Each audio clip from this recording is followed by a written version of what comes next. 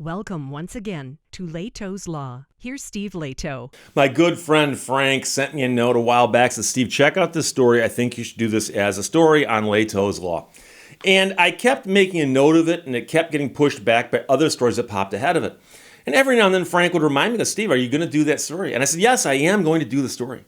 He sent me a note last night. He goes, Steve, are you really going to do that story? Yes, I am, Franks. Thank you very much.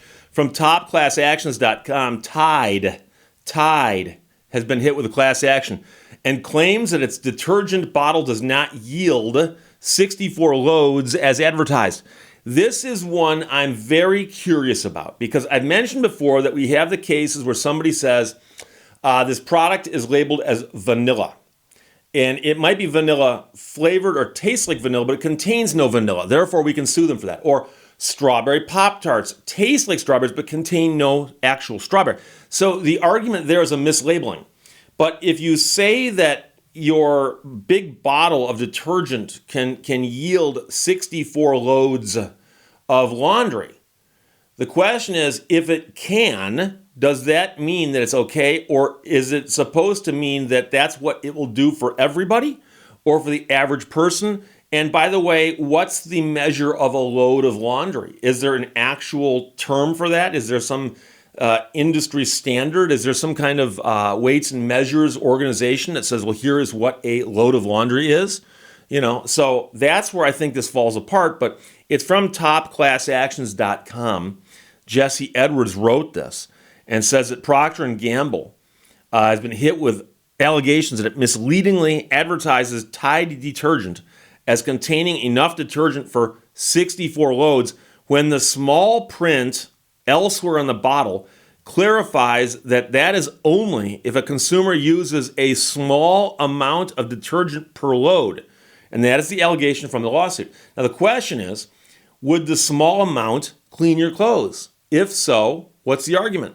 Or are they actually saying that, well, they're assuming that you're going to be using really, really small amounts of detergent with a really, really small load every single time? So the plaintiff filed a class action against Procter & Gamble not so long ago in a New York federal court, alleging violations of state and federal consumer laws. According to the lawsuit, P&G manufactures and sells 2.72 liters of detergent marketed under the Tide brand, and they claim that that is sufficient for 64 loads of laundry. 64 loads of laundry. Okay? However, the consumer must turn the container around and navigate hundreds of words of varying sizes and fonts to learn that the amount of detergent is only sufficient for approximately 64 loads if measured just below bar 1 on the cap. So you measure the detergent in the cap that comes off the bottle. It's got different markers in there, and they're saying it's only 64 loads if you use the smaller amount, not the larger amounts. And the class action says, for the majority of Americans who do laundry in loads reasonably characterized as full, they will only be able to get half as many, or 32 loads of laundry, from the product when run at high efficiency. So we're talking about how big the loads of laundry are and whether it's efficient or not.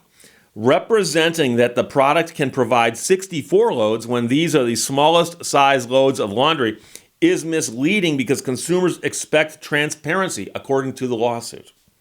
As a result of the false and misleading representations, Procter & Gamble sells a product at a premium price of $12.99 for 92 ounces, according to the class action. And the plaintiff is looking to represent a class of New York residents who bought the product, plus consumer fraud claims for consumers in Texas, South Dakota, Wyoming, Idaho, Alaska, Iowa, West Virginia, Arkansas, North Carolina, and Utah.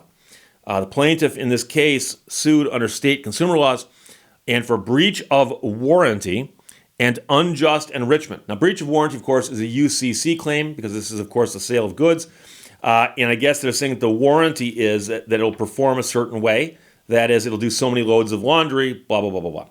The unjust enrichment is a common law claim and is simply an equitable claim, meaning that these people, that would be Procter & Gamble with Tide, these people made money in a way that was unfair. They shouldn't be allowed to keep that money. Plaintiff is seeking certification of the class claims and seeks damages fees, costs, and potentially a jury trial. Now, Tide has been the subject of class actions in the past. Last year, I guess 2 years ago now, a class action lawsuit alleged that Tide Pure Clean contains non-plant-based ingredients contrary to the product's marketing. And the plaintiff is represented by a law firm, and it's Procter & Gamble class action lawsuit in the U.S. District Court, Southern District of New York. It asks, have you bought Tide detergent expecting to launder 64 loads? Let us know in the comments. Well, a better question is, have you bought Tide detergent expecting to launder 64 loads and discovered that it wouldn't do that? Because just because you bought it and expected it to do that doesn't mean you have a case, because it might have done that. And that's my big question here, because I do laundry. I buy laundry detergent, and I tend to look at the size of the bottles, okay, and then I just pick which of the brands I like. And I don't think I've ever actually looked at one and said, they say they can do 64 loads. But this one here, I don't think could do 64 loads. Therefore, I'm going to go, I've never done that before. I've always looked at the size of the bottles. So if the bottle is 2.72 liters and that appears to be the same size as the bottles of the competitors, I simply look at them and assume that they can all roughly do the same. Now, I do know that I've seen ads recently where they claim that some of the big brands put more water in their bottles of detergent than other people, saying, in essence, theirs is watered down, ours is not. But again, I have not seen in those commercials, unless I missed it, any allegations as to what the distinction is with respect to the ratio. In other words, they water theirs down so you can only get, 1/2 of the loads or 2/3 of the loads that you can get with ours. And so I think the average person, and again, I could be wrong on this, but I think the average person simply goes, do I get the bottle that's this big, or do I get the bottle that's this big? Because often they have a couple different sizes. And it appears that in the industry, these companies tend to mimic one another with the sizes of the packaging they put their detergent in. However, do people actually say, I am going to get 64 loads out of this, and I assume they're talking about the loads of the size that I make? I don't know. I don't know. So again, they say that there's hundreds of words of varying sizes and fonts, but it does say that the 64 loads is calculated by one particular measurement on the measuring cup. And keep in mind that when you have a term such as a load of laundry, if it's not something everyone has agreed on, such as, what a meter is or what a yard is, or so on, that somebody has the right to say, what is a load of laundry? What are you talking about? And so if you pick the packaging up, the bottle, and it says, this bottle will do 64 loads of laundry. What's a load? Oh, you turn it around back and it tells you what a load is. So are you saying that they actually have to put that on the front? We'll do 64 loads of laundry, assuming that each load is thus size and volume, or that you measure it with this cap and so on. And I think that that's asking too much.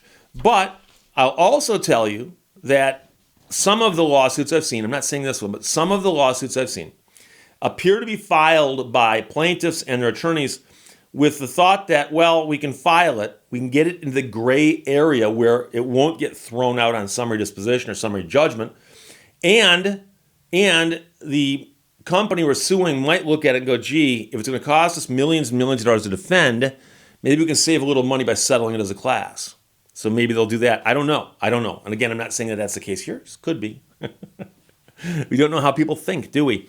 But the question is, when Tide puts on the bottle that this detergent bottle will yield 64 loads of laundry, is that deceptive or misleading when they're referring to a specific smaller load of laundry, and that's defined elsewhere on the bottle? That's the question.